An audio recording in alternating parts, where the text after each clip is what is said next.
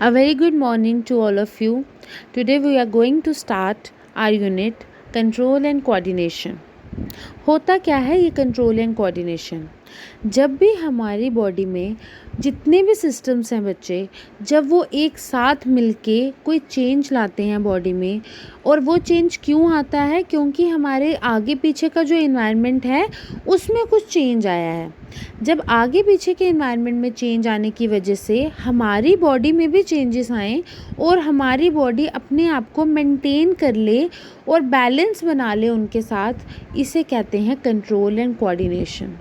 मतलब working together of all the body systems in response to the changes जो किस में हो रहे हैं, इन्वायरमेंट में। दो सिस्टम है एनिमल बॉडी में बच्चे जो इनके साथ वर्क करते हैं। One is the nervous system, another is the endocrine system, और ये दोनों ही कोऑर्डिनेशन में मदद करते हैं। इसके अलावा ये जो मैं एक्सटर्नली बात कर रही हूँ कि इन्वायरमेंट में चेंज आ गया और फिर हमारी बॉडी में चेंज आ गया, वो क्या बात है? जब भी कोई चेंजेस इन्वायरमेंट में आते हैं ना बच्चे, वो ऑर्गेनिज्म के लिए क्या काम करते हैं? स्टिमुलाई का। जैसे बाहर बहुत ठंड हो गई, ये हमारी बॉडी के लिए स्टिमुलस है ना, तो हमारी बॉडी फटाफट हम व्हाट वी स्टार्ट डूइंग, हम लोग स्वेटर्स डालेंगे, हम लोग रज़ाई लेंगे, ब्लैंकेट्स लेंगे, बैठेंगे। This is the kind of thing which we do. और हमने वो जो चीज़ उसको हमने जो की स्टिमुलाई के ऑपोजिशन में, उसे कहते हैं रिस्पॉन्स।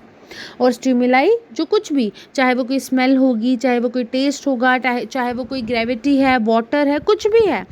बाहर बारिश हो रही है, हम छाता लेके जा रहे हैं, हमारी बॉडी उसमें चेंजेस शो कर रही है ना, हमारी हाथ वर्क कर रहे हैं, हमने छाता खोला, छाते में जा रहे हैं, हमारी लेग्स वर्क कर रही हैं। These are all the kind of responses जो हम शो करते हैं किसके थ्रू? जो स्टिमुलाई हो रहा है उसमें। Coordination, I have already told you, this is the working together of all the organs. ठीक है, अब जैसे जैसे हम इस चैप्टर में आगे बढ़ेंगे आपको पता चलेगा कि किस तरह से हमारे ऑर्गन सारे एक जैसे जुड़े हैं एक दूसरे के साथ और काम कर रहे हैं। एनिमल्स में जो सिस्टम चलता है वो नर्वस सिस्टम और एंडोक्राइन सिस्टम होता है, और जो सिस्टम बच्चे प्लांट्स में चलता है उसे फाइटो हार्मोन्स या प्लांट हार्मोन्स कहते हैं। What are the components of nervous system? अब हम डिटेल में पढ़ेंगे कि नर्वस सिस्टम क्या होता है।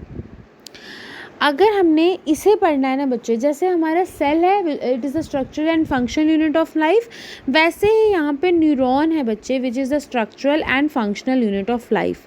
Nervous system brain, spinal cord और नर्व सेल से बनते हैं, और नर्व सेल्स को ही न्यूरॉन कहते हैं।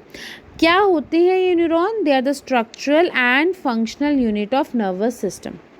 आपको लास्ट पीडीएफ में मैंने ये सेंड किया है दैट व्हाट इज़ न्यूरॉन। आज इसको डिटेल में पढ़ेंगे।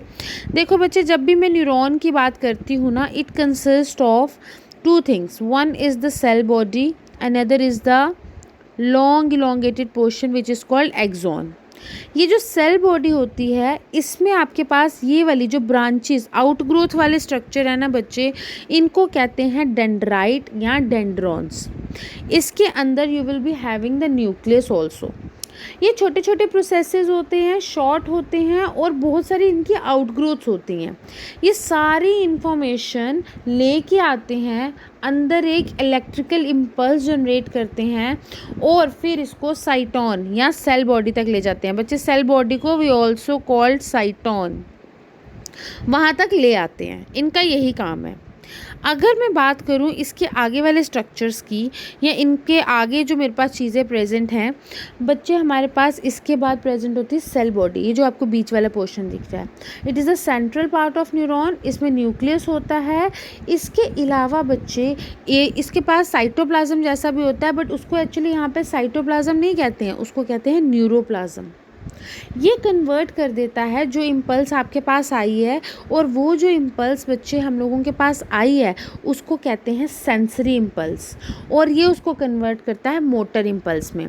आज के लेक्चर में मैं सेंसरी और मोटर इम्पल्स में नहीं जा रही हूँ। जब मैं आपको टाइप्स ऑफ न्यूरॉन बताऊँगी, I will be telling you कि सेंसरी न्यूरॉन इम्पल्स क्या होते हैं और मोटर इम्पल्स क्या होते हैं। उसके बाद है मेरे पास axon, which is the long elongated structure, as you can see. लंबा सा स्ट्रक्चर है आपके पास। ये कंडक्ट करता है बच्चे नर्व इम्पल्स को, साइटोन से लेके जाता है और आगे आगे लेके चलता जाएगा और एंड तक ले जाएगा। कहाँ तक? जहाँ पे मैंने नर्व एंडिंग्स आपको दिखाई हैं। If I show you another diagram, इसमें कुछ नाम और भी होंगे बच्चे। आप देखो इन डायग्राम्स में एंड में you will be having the axon terminal, जिनको नर्व एंडिंग्स कहा जाता है। और यहाँ पे एक प्रोसेस होता है बच्चे, एक प्रोसेस होता है जिसे कहते हैं साइनैप्स। और यहाँ पे साइनैप्स कैसे होता है उसकी तो अभी बात करेंगे। फिलहाल डेंड्राइट्स आपको समझा दिया, न्यूक्लियस बता दिया, सेल बॉडी बता दिया, एक्सॉन बता दिया। एक्सॉन के बाहर बच्चे एक कवरिंग होती है विच इज़ कॉल्ड माइलिन शीथ। ये जो माइलिन शीथ होती है ये इसको प्रोटेक्शन देती है ताकि इसको कोई भी शॉक ना लगे। एक्सॉन के एक एक सेल को श्वान सेल्स बोलते हैं। और ये श्वान सेल जगह जगह से आप देखिए छोटी छोटी नॉट्स बनी है। ये जो नॉट्स बनी है, if I am having one cell here, यहाँ थोड़ी सी जगह होगी, वन सेल हेयर थोड़ी सी जगह होगी, फिर से एक सेल, ये जो बीच वाले लेयरिंग आपको दिख रही है दिस इज़ नोड ऑफ रेनवीर। तो इस तरह से भी ये काम करते हैं। और एंड में आपके पास बनता है साइनैप्स। ये साइनैप्स होता है इस जगह पे जहाँ पे एक्सॉन टर्मिनल है बच्चे। होता क्या है साइनैप्स में, एक न्यूरॉन दूसरे न्यूरॉन के साथ एक्चुअली जुड़ा है इस तरह से। ये मैंने एक न्यूरॉन दिखाया, उसके साथ मैंने दूसरा न्यूरॉन दिखाया है। आप देखिए दोनों न्यूरॉन के सेंटर में मैंने आपको बताया साइनैप्स। यहाँ पे इस पर्टिकुलर डायग्राम में आपको दिख भी रहा होगा that we have synapse here. और ये जो साइनैप्स होते हैं ना, यहाँ पे इंफॉर्मेशन जाती है एक न्यूरॉन से दूसरे न्यूरॉन में। हमारी पूरी बॉडी में बच्चे वी आर हैविंग न्यूरॉन्स, और यहाँ पे स्क्रीट होते हैं न्यूरोट्रांसमीटर्स, जिसकी वजह से इलेक्ट्रिक इम्पल्स एक न्यूरॉन से दूसरे न्यूरॉन में चली जाती है। तो साइनैप्स एक इम्पॉर्टेंट पोर्शन होता है जहाँ पे साइनैप्टिक नर्व्स जो होती हैं वो एक दूसरे के साथ जुड़ी होती हैं, और यहाँ पे इंफॉर्मेशन एक न्यूरॉन से दूसरे न्यूरॉन तक चली जाती है। कोई पूछ ले that what is the function of nerve cell, तो वो इन्फॉर्मेशन लेके जाता है from one part of the body to other part of the body. और कुछ न्यूरॉन्स जो होते हैं वो एज अ रिसेप्टर वर्क करते हैं। किस तरह से रिसेप्टर वर्क करते हैं, बाहर कुछ हुआ हम लोगों को कैसे पता चलेगा जब तक हमारे बॉडी में ये नर्व तक नहीं पहुंचेगा।